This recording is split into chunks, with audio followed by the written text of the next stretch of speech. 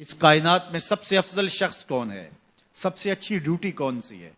سب سے سونی نوکری کون سی ہے؟ کہتے ہیں کہ فلاں نوکری بہت اچھی ہے، فلاں کاروبار بہت اچھا ہے، فلاں جگہ پیسہ بہت ہے، فلاں شعبے میں عزت بڑی ہے.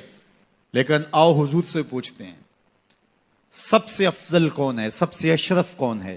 تو میرے حضور نے فرمایا خیرکم من تعلم القرآن وعلمہ، تم میں سب سے افضل وہ ہے جو قرآن سیکھتا ہے اور اوروں کو سکھاتا ہے.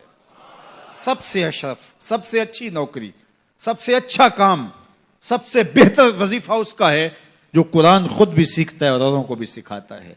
تو اس کتاب سے جڑ جاؤ، اس کتاب سے وابستگی اختیار کرو. جس رات کے دامن میں قرآن نازل ہو وہ رات تو افضل ہو، وہ رات تو 1000 مہینے سے اشرف ہو. اللہ اکبر.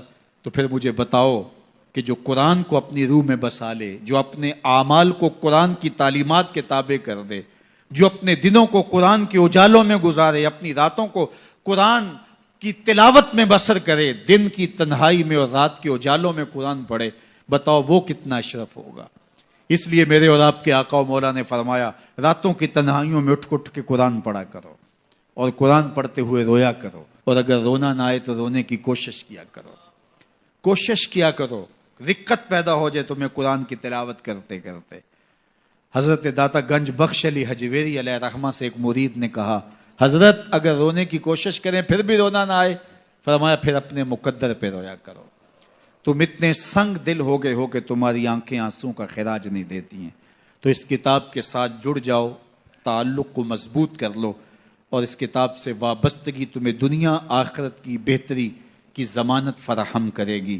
اور یہ کتاب زندہ ہے، اس کا پیغام کبھی فرسودہ نہیں ہوا، اس کا پیغام کبھی پرانا نہیں ہوا. ہر دور کے تقاضوں سے یہ کتاب ہم آہنگ ہے، اور یہ کتاب ہر شخص کی ضرورت کی کفالت کرتی ہے. اور پھر اللہ نے اس کو اتنا آسان کیا ہے، اتنا جامع بنایا ہے کہ ہر طبقہ زندگی کے شخص کے لیے قرآن کافی ہے، ہر شخص کی ضرورت کا کفیل ہے.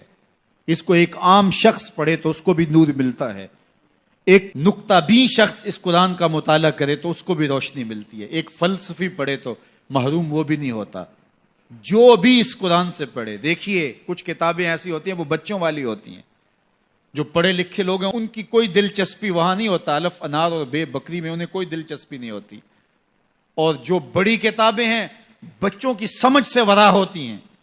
لیکن یہ واحد قرآن ہے، جس طبقے کا شخص بھی پڑھے، ان پڑھ پڑھے تو اس کو بھی نور ملتا ہے. میں دیکھتا ہوں تلاوت چل رہی ہوتی ہے اور تلاوت عربی میں ہے، اور بندہ عربی جانتا نہیں ہے وہ بھی جھوم رہا ہوتا ہے، اس کو بھی حظ مل رہا ہوتا ہے. یہ کتاب ہر طبقہ زندگی کو روشنی دیتی ہے. یہ قیامت تک آنے والی انسانیت کے لیے رشد و ہدایت کا صحیفہ ہے. اس کتاب سے جڑ جانے سے بلندیاں نصیب ہوتی ہیں. جس رات کو یہ کتاب اترے وہ رات تو لیلۃ القدر کہلائے. اور جو شخص اس کتاب سے وابستہ ہو جائے اور اس کتاب کو اپنی روحوں میں سمو لے، وہ ذی قدر کیوں نہیں ہوگا، وہ عزت کا مالک کیوں نہیں ہوگا، وہ شانوں اور عظمتوں کا مالک کیوں نہیں ہوگا. تو آئیے میں اور آپ اس رات کی ان خوبصورت پہنائیوں کے اندر اور ان حسین لمحوں کے اندر کتاب اللہ کے ساتھ جڑنے کا عزم کر کے اللہ کے حضور دعا کے لیے ہاتھ پھیلائیں کہ اے اللہ ہمیں اس کتاب کے ساتھ جوڑ دے. یہ کتاب زندگی بخش ہے، اللہ پوری امت کو اس کتاب کے ساتھ جوڑ دے. اقبال کہتے ہیں فاش می گوئم آنکھ در دل مزمرست، این کتابیں نیز چیزیں دیگرست. جو میرے اندر چیز چھپی ہوئی ہے اس کو کھل کے اگر بتاؤں، یہ کتاب نہیں، یہ کوئی اور ہی شے ہے.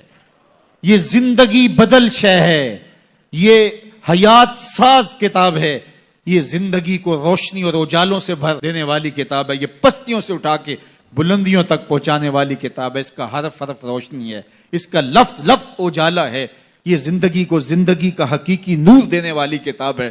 اس سے جڑنے والے کبھی محروم نہیں ہوتے، سرخرو اور سربلند ہوتے ہیں.